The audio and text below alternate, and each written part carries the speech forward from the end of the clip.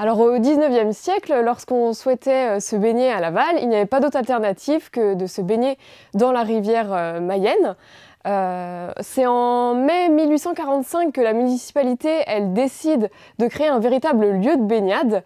Jusqu'alors, il n'y avait pas vraiment de lieu identifié, ce qui donnait lieu à de nombreux accidents. Donc l'objectif pour la municipalité, c'était de créer un lieu de baignade avec des personnes rémunérées qui surveillaient les baigneurs et qui pouvaient intervenir en cas de besoin. Donc le lieu qui fut choisi, il se situe en amont de l'actuel pont Aristide Briand et il y avait donc des poteaux en bois qui délimitaient le lieu de baignade. On peut rappeler aussi que c'est dans les années 1840 que le lit de la Mayenne il est canalisé, ce qui modifie grandement la physionomie des rives.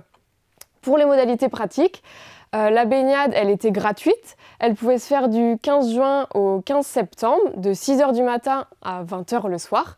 À noter qu'il y avait des horaires spéciaux réservés pour les femmes.